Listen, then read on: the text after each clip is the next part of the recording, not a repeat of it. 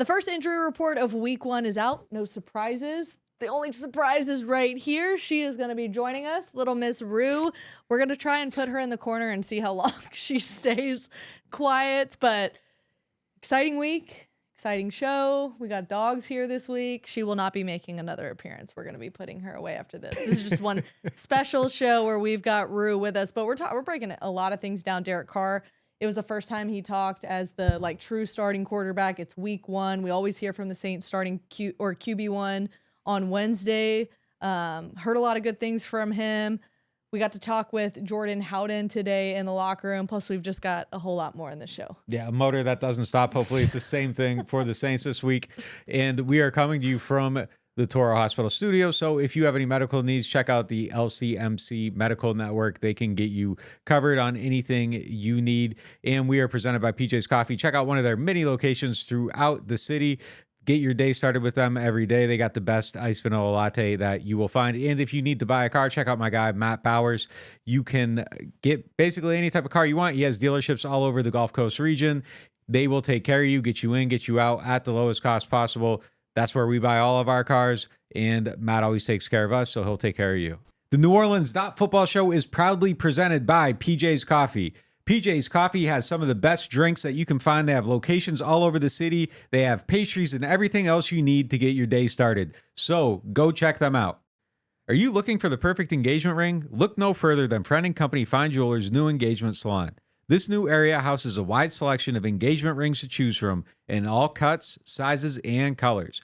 Their experienced staff offer 5-star customer care to help you find the perfect ring to express your love. Visit their new engagement salon today. Friend & Company Fine Jewelers, the perfect ring for the perfect moment and also for the perfect person. 7713 Maple Street between Adams and Burdett Street. 504-866-5433. Friend & Company Fine Jewelers. Check them out at friendandcompany.com.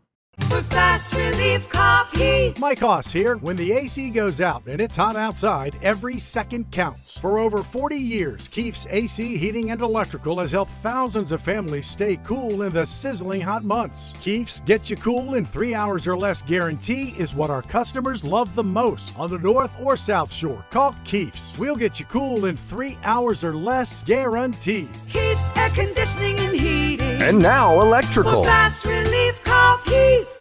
Moe's Barbecue is located in Metairie. They have your game day needs taken care of. Whether you're tailgating or watching the Black and Gold or LSU at home with friends, Moe's has you covered. Order pulled pork, wings, ribs, sides, and more. Come in with the family for lunch and dinner as our kids' meals will please even the pickiest of eaters. Tailgating, parties at home, lunch and dinner, Moe's Barbecue will handle it all. Moe's Original Barbecue, 1101 North Causeway Boulevard between 48th and 49th Street in Metairie. Call 504-407-5333 for your catering order today. 504-407-5333. Moe's Original Barbecue in Metairie. Hardhide Ponchatoula Strawberry Whiskey is an 86 proof blend of aged wheat bourbon, American light whiskey, and fresh Ponchatoula strawberries. Blended in New Orleans, it is not for the thin-skinned. Look for it in your favorite stores, bars, and restaurants. NewOrleans.Football is proud to be sponsored by Firehouse Subs. Make sure you check out their location on Veterans Boulevard. All right, let's get into the show.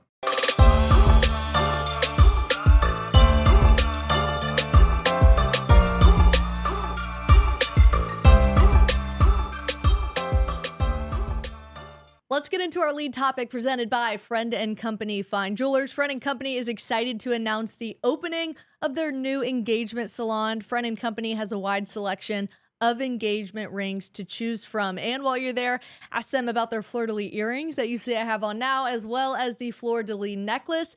They are specially priced for our NOF listeners. So go check them out and tell them that we sent you. All right. Pretty easy lead in this one. Where was Marshon Lattimore at practice? Was he at practice? Was he on the injury report? The answer is yes to all 3 of those. Marshon Lattimore was limited in practice. Dennis Allen seems to continually put out that, look, he's going to be ready to go in week 1. And for us, we've never seen any drop off, at least in Monday's practice, Wednesday's practice. He doesn't have any sort of knee sleeve on or anything like that we can see. So it seems like a good sign that he'll be ready to go up against D-Hop. Yeah, I think probably the best sign, too, is that we saw him in the locker room. Yeah. Normally when these guys are hurt. They're getting treatment. You don't see them. They're kind of behind closed doors, and you don't really know what's going on with them. So him being there, I thought that was a really good thing. But yeah, he's out at practice. He's moving around. He's running. He looks like he's doing everything that we can see. But I mean, he's listed as limited, but I don't think it's anything to be worried about. I think he's on the other side of this. If he wasn't playing, I think there'd be a little bit more panic around the situation. We just wouldn't be seeing him. So I feel good about it. I think he's going to play. I think he's going to shut down D-Hop because that's the kind of matchup he lives for. And like, let's not forget before this injury, we were talking about him having the best camp. Yeah. Best camp of his career, the best camp on the team. It was an incredible showing. He was dominating every single day. So I'm excited to see where he's at going into the season. Hopefully he hasn't lost any of that momentum. We'll find out, but I think he's going to be good to go, and I think he's going to win that matchup. You mentioned to him being a good sign, seeing him in the locker room. We actually even got to ask him like, "Hey, bud, are you talking today?" And Marshon was like, "I will talk Thursday." So that's a good sign. Wait, he said that? Oh yeah. I went over there and I tried to at least interview him. I mean, when you're in the locker room with these guys, usually the flow of things, how it works with media is we kind of wait for them to get dressed and we go over there and we're like, "Hey, do you want to do an interview today?" Like trying to be nice about it because it is very much like a give and take with a lot of the players. Like we want to make sure we're respecting them and their space, but also we're in there to do a job as well. But he said he'll do interviews Thursday. Now, will he follow through? We'll see. We'll see. They all kind of say that. Look, I love it when he talks. So I think he's underrated as a communicator. Like he actually was joking about where his new locker is. It's actually in the, they don't need to know this, but it's in a different part of the locker room than it was last year. And I kind of joked to them. I was like, "Is this your way of like getting cornered in so the media like can't get to you?" And he's like, "Nah, I'm just kidding. You'll have to excuse my puppy dog that's in the corner. She's going to be here for the show. So if you hear anything going on in the corner, Rue's in the corner." And if you don't like it, it's a doghouse. It's a dog, just get out of here then. Just to sign off right now. But look, no, I think he's underrated though as a talker though. Like when he talks, he is incredibly insightful. I feel like I learned things about football. He knows the opponent better than most of the guys on the team. And that's one of the things that we've heard from a lot of the younger players is that he has stepped up into like a leadership role and that he's just one of the smarter guys on the team. And I wrote a story about it recently. It's on our website. But yeah, I look forward to it when he talks. I hope he does. I hope he's a regular talker this year. It's interesting. So we talk about the guys that kind of like say, we'll talk the next day. We may hear from them. We may not. But the lineup is pretty strong for Thursday. Demario Davis said he will talk Thursday. As we know, that's going to be a huge matchup with him and Derrick Henry. Of course, he's pretty much probably going to be the difference maker in that game. If Demario Davis has a good game against the Titans, the defense has a good game. We're supposedly going to hear from him Thursday.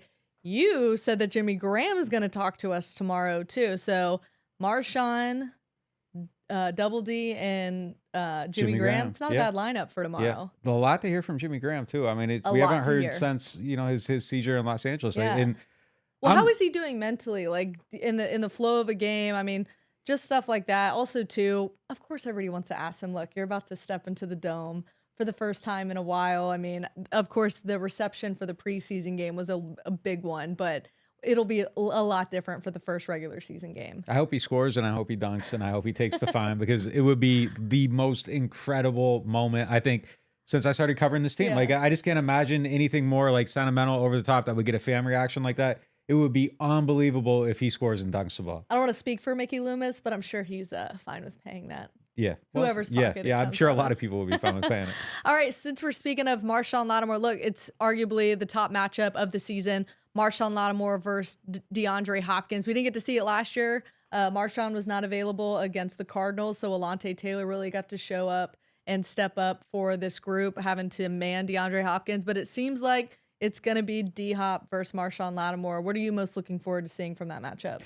I just want to see Marshon against one of the best guys in the league. And DeAndre Hopkins, like, he has been incredible his whole entire career. I was looking at stats today, like his catch percentage over expected is like still sky high in the NFL. And I think he's going to be a huge difference maker for the Titans too. They were horrible outside the numbers last year. He's somebody that can make plays outside the numbers.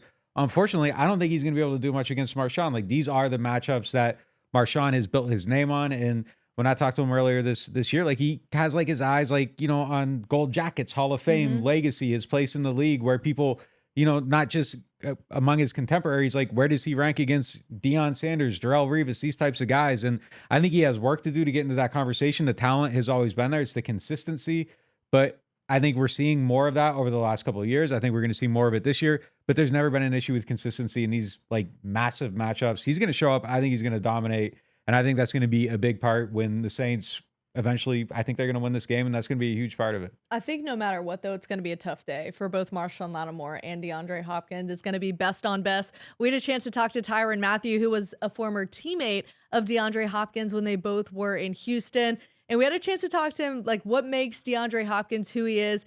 He almost kind of laughed because that's just how good Hopkins is. I mean, he's unique. I mean, he's one of those guys, man, like, he doesn't need to practice, you know what I mean, throughout the week. And, on game day, he's one of those guys that just show up, So, I had a great time playing with him. I've always had fun playing against him too, but, he's somebody you definitely got to keep, 6, 7, 8 eyes on. As we mentioned, the injury report did come out today. It's the first injury report of week 1. There were 3 Saints who did not practice today. That included Kendre Miller, Traquan Smith, and JT Gray. We did not see them practice on Monday either, so not a whole lot of surprises. Jimmy Graham and Ryan Ramczyk both got veteran rest days, and Dennis Allen says those two should expect to get those at least the first practice of every week throughout the season. So don't be alarmed when you don't see those guys at practice on Wednesday. And then, as we know, Marshon Lattimore was limited, but pretty good for the Saints given how much injuries were an issue last year. Yeah, not bad at all. And look, there's a couple things on there that you would rather not see. I think they could use the depth at wide receiver, obviously, and that's not going to happen. Kendre Miller, I think, is a very, very significant injury. That's not a great situation to be in, but the depth of it isn't bad. But man, if the depth of it coming out of training camp was bad, like you're in dire straits, like right away. So I think everything on there is manageable. I think Kendre Miller's still the biggest situation though, and it puts a lot of pressure on Jamal Williams. I think to come out and compete and play. People forget that he was the third down back in Green Bay for a while for Aaron Rodgers. So I think he can fill in a multitude of roles, but he is going to be leaned upon to do a lot as a ball carrier and as a pass catcher because they just don't really have the depth there right now. So it's going to be interesting to see how it all shakes out. Taysom Hill, obviously, I think is going to be a part of the running game this week. So it's not bad, but I think the quality of injury at running back is something that could be an issue early in the season. Another issue, this was really the curveball of the day. It didn't come with the injuries. It came with the suspension that came down for the 4th-round draft pick, Cainer. The rookie quarterback is going to be suspended for 6 games for violating the NFL policy on PEDs, which I think was surprising for all of us. I mean, when you look around the league at guys that have taken PEDs, you can usually tell, no offense to Cainer, but if that's, who knows whatever it is that he got in trouble with, whatever the substance was, but he put out his own statement today. He said, I recently learned that I tested positive for a substance banned by the NFL earlier this summer. I still do not know how the substance got into my body, as none of my supplements or prescribed medications contain the banned ingredient. I would never knowingly cheat the game that I love. However, I must take full responsibility for the failed test. I apologize to the Saints organization, my friends, and my family for any distraction this suspension may cause. I'm disappointed to be away from the team for the coming weeks, but I will learn and grow from this experience. I look forward to returning to the team as soon as possible. I believe him a little bit. We saw him earlier today when the quarterbacks were coming down from the meeting, and he looked like completely normal, like talked to us normally. I don't think he knew this was coming, to be perfectly honest. I don't know. I mean, sometimes it's out there a little bit, and then they have the chance to appeal or whatever. So like maybe he knew about it, or maybe he got it and just took it. Look, I feel terrible for Cainer if that's really what happened. And, Absolutely. And it's something that, it stinks. Like if that actually played out that way for him, I'm going to say something that's a little bit maybe weird though, but like from a roster management perspective, like Jake wasn't going to play. He's not going to really get reps in practice. Yeah. The third quarterback doesn't throw the ball in practice. We saw him today playing slot cornerback against the offense, like on the look team, just before they were in offense versus defense. It was like the offensive starters versus the offensive backups. But yeah, he was out there playing cornerback at that point. So he wasn't going to get a lot of action at quarterback. It frees up a roster spot. It allows you to bring somebody else up that can maybe contribute. It helps your special teams. If you want to get Jalen Smith active on game days, like now you just got a roster spot back on your 53-man roster. So there's a handful of things that I think this can be beneficial toward. And, the clerical move to list Taysom Hill as a quarterback, that might be a tell that they kind of knew something was happening, because at that point, like if you're going to take advantage of the third quarterback role and you're going to lose one, now you have 3 again, now that Taysom Hill's listed as a quarterback. So possibly maybe Jameis Winston isn't active on game days, or he's the emergency guy behind Taysom coming out of this for the first 6 games. But we'll see how they kind of go about that. But I don't know. Like it's not like it doesn't hurt the team right now. Like they have enough depth at quarterback, and he just wasn't going to play. Do they ever release what it is? Never. He probably won't either. Yeah, they usually don't. But it is a unique thing. I mean, week 1, it's the 1 week where you really don't need anything like this happening. And like you mentioned, it seems like maybe they knew, because we've all been, we've been questioning. You even asked Dennis Allen and you didn't get a lot of clarity on it, why Taysom Hill was listed at quarterback. It was a little cagey. Yeah. Yeah. A little cagey. But on some lighter news, we did find out who the Saints captains were for this season. Derek Carr, Eric McCoy, Cam Jordan, Demario Davis, Tyrann Mathieu, JT Gray, and Zach Wood. Man, Zach Wood was catching some strays on social media, like them wondering why it wasn't Marshon Lattimore. I mean, Zach Wood has been with this team for quite a long time and is, I feel like, a voice in the locker room for this team. Yeah, you need a special teams captain too. He's part of the battery. He's kind of the fabric of that group now that sure. Lutz and Gillikin are gone. He's kind of the guy that's going to be the culture setter in that room.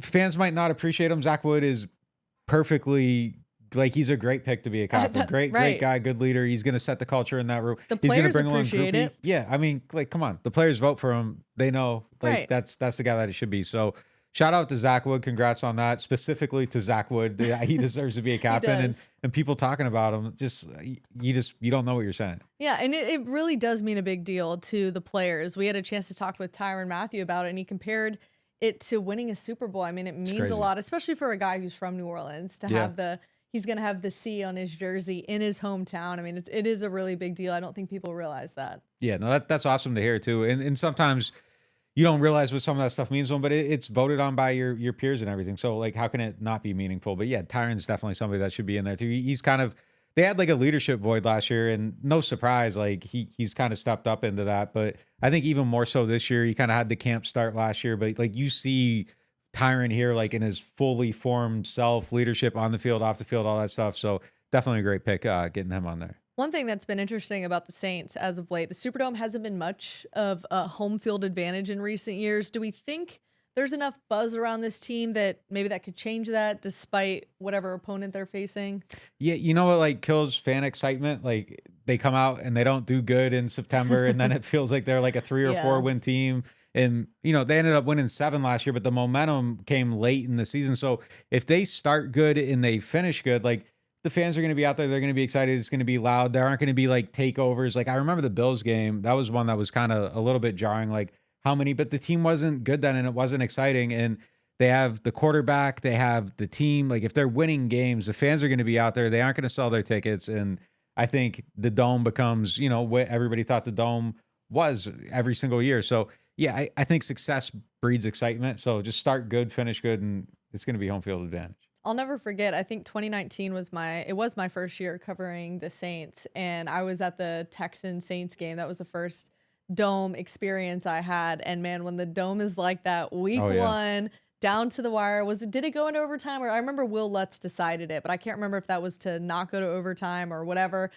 I have never felt a stadium shake in the bowels of the stadium. So I was down underneath ready to go to locker room. I'd come down from the press box, and it's just an experience that all NFL fans, no matter who's your team, if you're a fan of the NFL, like it's something you want to experience. I was watching that game in Boston in my apartment, realizing that I had made the biggest mistake of my life. Worst decision. Yeah, but you're back. Biggest mistake of my life. But yeah, no, it's look, 17, 18, like those were like 19 too, like those such magical, like it's so loud that like your water, like you see the liquid in your water bottle shaking. It's a special place when it's like that. And these fans are unmatched. We know that we exist because of them. So, I mean, they're always, always, always passionate, but in those times, like when there's momentum behind the team, it is the greatest place in the world. In fairness, though, that season, I believe Drew Brees broke Peyton Manning's record against the Colts at home. I don't know if it was Peyton Manning's record or Tom Brady's record. I mean, the three of them kind of like teeter when it comes to the record books. But it was the Colts game where Drew Brees,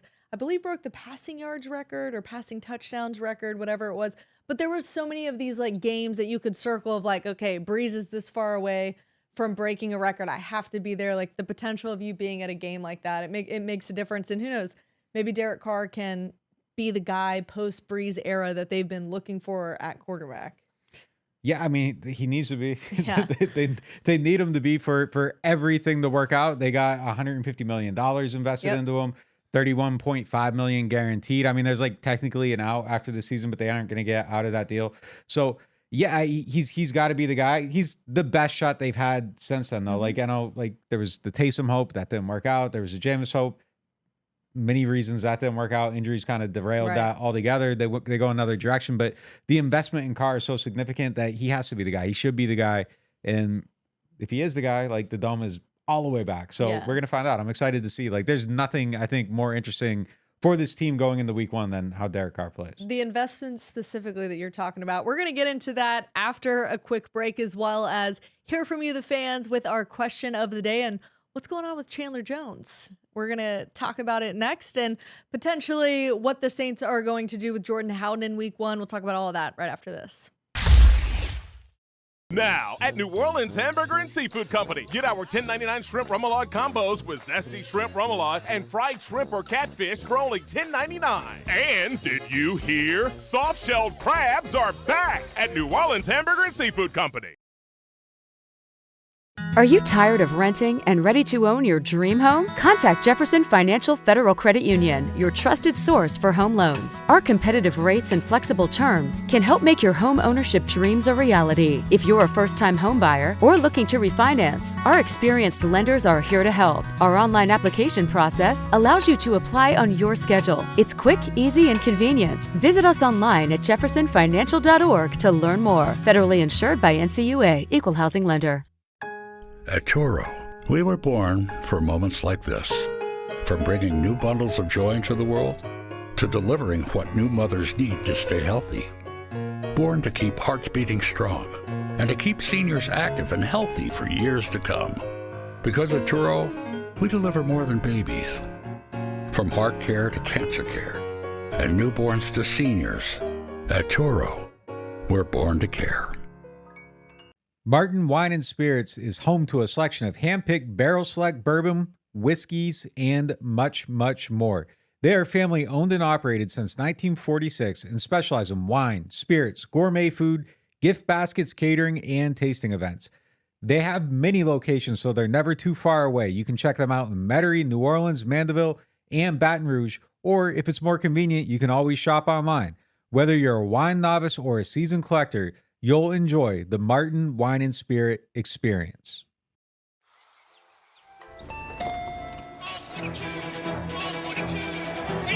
I'll take a New Orleans Saints scratch up.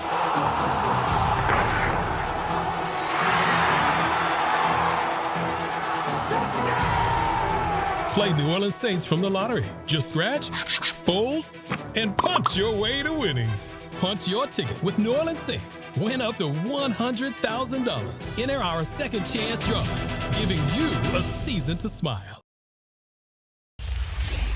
Welcome back to the Turo Hospital studio. Let's get to our moment of the day presented by New Orleans Hamburger and Seafood Company. Is Jordan Howden going to be able to handle the moment in week 1 as a rookie? He's somebody that I think just climbed the ranks throughout training camp. He was somebody who had to prove something coming in as a late draft pick. We weren't quite sure why that decision was made. We felt like the secondary was strong given the depth that they had all throughout training camp. But we've seen Jordan Howden working with the ones and the dime package, and we'll get to his sound in just a moment. But it seems like he's somebody they're really putting a lot of trust in. Yeah, he ended up being the PJ Williams replacement, and I thought that was a questionable move at the time. PJ's been so solid for so long. He can do so many different things. Howden's kind of in that same mold, though. He's not going to play outside corner like, PJ could in a pinch, but he's good in the box. He can cover the slot. He can play deep.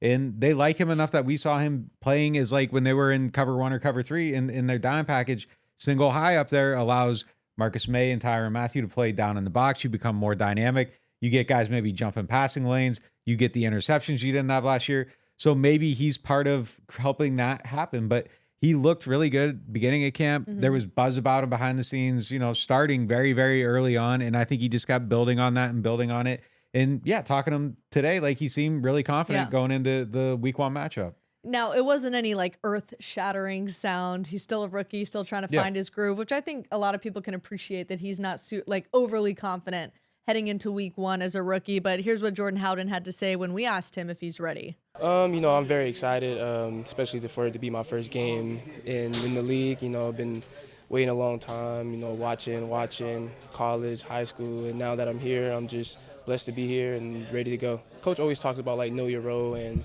my role is to look at the older guys and make sure to get in more extra film, ask questions, because you never know what might happen on the field, and if I need to be out there, I need to know what I'm doing and be able to provide for the team and just go out there and do what I can. So with that, it really gets into the biggest question surrounding this secondary is this group primed to have a big season? I mean, they've been continually talking about how takeaways are an emphasis in training camp, but can they prove it? Yeah, I think they can. I mean, again, this is another thing, like along with Derek Carr needing to be good, like they need to get turnovers. They need to be more dynamic.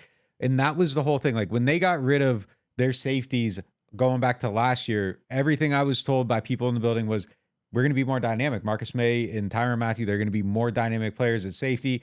Like the coverage, obviously you aren't going to have the same thing as Marcus Williams, but these are guys that make plays. And last year, they just didn't get enough of it. Tyrann made a handful of plays. Marcus May, he had his injury. He was kind of like, working his way into it a little bit. But those two need to be that for this defense to be what they need to be. Like, obviously, Marshon Lattimore has a lot of takeaway ability. But when you cover as well as him, your opportunities to like jump passes and make plays are going to be a little bit limited.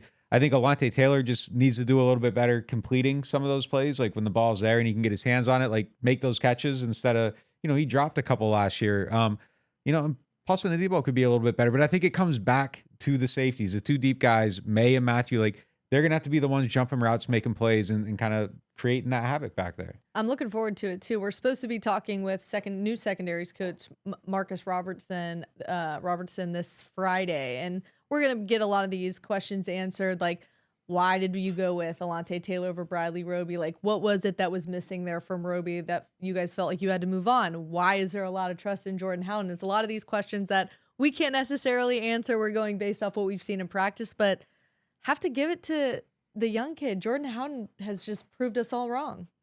Yeah, he had a really good camp, and I think he's going to be a playmaker for the team. So excited to see what he does. He's someone that warranted that buzz, and he built on it. And look, there was great competition at safety. If you are the guy that emerged, and we think he's going to be the one that emerges like in some of those packages, I think Ugo Amadi might find some snaps here and there. But if Howden is the guy that's in that role, he beat out a ton of guys to get there. So he's earned it. The test was as strong as it could be, and he's the guy standing.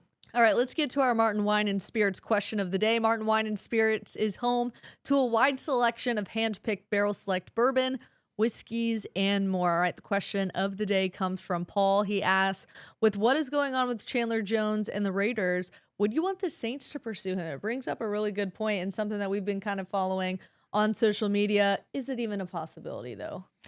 I mean, I think the Raiders are going to try to solve this issue, and Chandler Jones is kind of a mercurial personality a little bit. Like I covered him in Boston. There was, a couple things that you saw it. You see it again here, kind of going to social media. But look, the Raiders, the thing that stands out to me here is that the Raiders are just a continually dysfunctional organization with weird leadership, weird things going on all the time. It's new guys there, but they were there last year with Derek Carr. You kind of see why things didn't work out. Ownership's always, setting the tone for the whole organization. Their ownership's just a mess. Like these things just keep happening over and over and over with different regimes. And for those who aren't like up on the story, like Chandler Jones was flipping out because he couldn't get into their weight room and like had to go work out like at a public gym or something. And he's texting the GM. He was texting the head coach. I don't blame him. Nobody got back to him. And he just kind of lost it. Where he kind of went a little too far is when he starts like tagging AB on Instagram and saying he wants to have a talk. And But I understand the frustration no of doubt. if you can't get into your own facility. I mean, we see the guys that are on their off days, like in and out of the Saints building, either getting treatment, working out. Some of the guys even go there, I'm sure, just like for nutrition and food value. So to not get into your own building, was that the Hard Knocks video? No, it was the Browns when was it Jarvis Landry that couldn't get in? I don't know. It might have been. Who was it that went viral? I'm sure somebody will mention it in the comments, but there was somebody who went viral. You got to be? Jamal Adams, yes, Jets, when he couldn't get in, and it was like swiping his that's key right. card. Yeah. I remember that now. Yeah. Yeah, but look, it It's should be embarrassing. it should be the most easily accessible place in every single building. You want your players in the gym working out. Like, and if they want to be there working out, there should be no barriers. Like, it should just be the easiest place to get to in the world. So, yeah, Chandler Jones should be pissed. He should be frustrated, and that's something that should be handled. And look, if this is like the only thing, though, I have to imagine it's not that hard to smooth over, and they can get him back in the fold a little bit. He's a really good player. Doesn't if he's sound available, like it's the only thing. yeah, it's probably not. But if he's a really good player, and if you can smooth that out, I mean, smooth it out if he's actually available, sure, I'd find it out. I mean, the Saints need more pass rush. Everybody needs more pass rush. All right, Nick kind of gave a little teaser to our money segment presented by Jefferson Financial Federal Credit Union, breaking down kind of what we heard from Derek Carr today. So I was there for that entire interview, and what I really liked that I heard from Derek Carr was that he doesn't necessarily want to prove like fans or anybody like that right or wrong. He wants to prove that Mickey Loomis is right, that Dennis Allen is right, that all these people that went and got him and spent all this money, which I believe was $150 million with $31 million guaranteed. He wants to prove that that money is worth going out and getting him. Yeah, I mean, that's what he has to go out and prove it. You know, But it's so like important for them. Well, the reason why I say it that way, which is what impressed me about it, is how many quarterbacks get out there when they join a new team and it's like, I've got a chip on my shoulder, I have this, I have that. I mean, Derek Carr came from a really terrible situation. Yeah. I mean, we don't need to rehash what happened with the Raiders organizations last year with him getting benched and then how everything went out and then him coming here. He kind of said his piece, I believe, in that first press conference and then kind of moved off of it. And from what I've seen from this quarterback is he's got his confidence back. He's gotten his swagger back. He's more comfortable around the team. He's comfortable with the wide receivers. It seems like this offense truly is tailor-made for him. Pete Carmichael went out and got Derek Carr by design so that he could fit in. And he didn't get in front of the cameras today and say like, yeah, like I'm proving all of you wrong, blah, blah, blah. It was, no, like I'm trying to make a statement with this organization. I'm not the savior. I'm more or less like a piece to a puzzle that's a grander scale of things. Like I want to be a part of the reason why this team goes on a Super Bowl run, not the savior who's coming in, you know.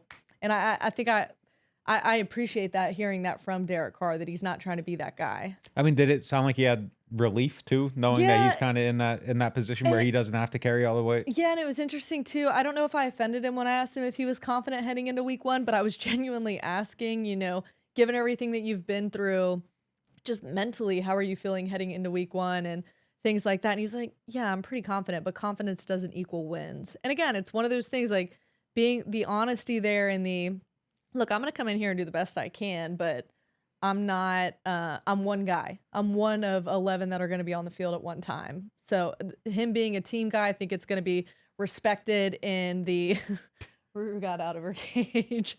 Just ignore if you see a dog tail. That he's respected in the locker room. Obviously, he's voted a captain.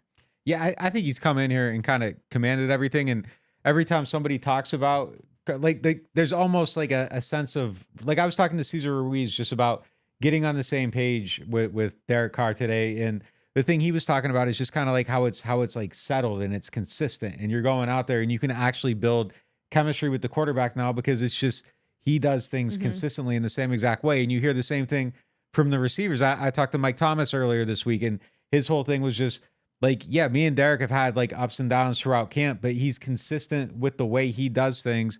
And I know I can go out there and get to a spot on the field and just know that when I am in this area that I'm going to be there for Derek, and Derek knows I'm going to be there. And now you can build that consistency and just throw the ball to a spot. And that makes the game a lot easier. Like when the details can be taken for granted a little bit, those things kind of settle in. It is interesting though, that like he's talking about earning his money and everything. Like he probably went through some stuff mentally, like absolutely. Like that's probably the first time in his life that as an athlete that he's faced like actual rejection, because he's just always been, look, he went to Fresno State and everything. So like there's probably some, but that was probably the first time like someone like, you know, and it probably hits you a certain way. And it does probably give you that perspective that, you know what, like I'm going to prove these people that bet on me, that were the ones that were willing to try to make a trade for me, that came in and were doing everything they could to get me. I'm going to prove them right. Like, and that's a good place to be. I'm not surprised that it's manifested in Derek's mind that way instead of like some, like massive, like I'm going to be the man type stuff, because he's just not that person. He seems to have a really good perspective on life. But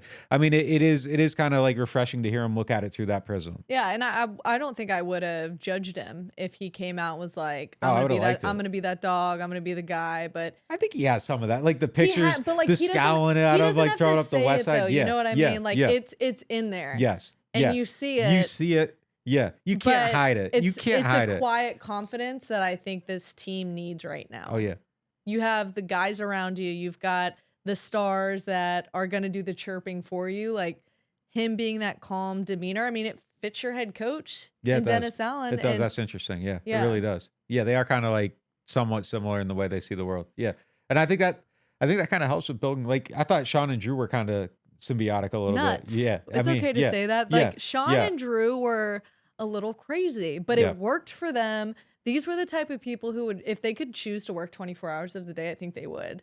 I mean, just that offensive playbook that we continue to hear about. I mean, I think it would stack this high on this table. Oh, yeah. They wanted it that way. I mean, they wanted to live, breathe, eat football. And it's not that DA and Derek Carr don't. It's just that like they were crazy about wanting to win, wanting to be the best, wanting to add new things to the offense. But I think you can win in different ways. Yeah, look, and DA and Derek might be exactly the same, but like we don't know that stuff just like exuded from Sean and Drew. You know what? You heard about more it. So Sean than Drew. Sean is a psycho, like straight 100%. Up. Yeah, no question. But the thing is, you heard about those things. It doesn't mean that Derek Carr and Dennis Allen aren't doing those things. I mean, how often do we leave the facility at 7:30 at night and Dennis Allen's car is still there? Oh yeah, the DA's there all the time. Derek Carr is talking about how his kids are reciting plays. There's only one reason why they do that. That's because dad is watching film at home, like probably throughout the night and probably when the kids go to bed. I mean, it's there, but it's in a different. Yeah, they're just more reserved. They're different. They're more reserved. They're quieter about it. Yes. And then a little crazy. Yeah. It's all right. No doubt. Well, we're finally going to get to see if this all works on Sunday in the Superdome. Titans at Saints week 1. We can't wait for this matchup. We're going to continue to be breaking it down. Don't forget, we've got our college football show on Thursday, and then we've got one final preview of the game coming up on our Friday show. But of course, any new updates that come up, be locked in to NewOrleans.Football. We'll see you next time.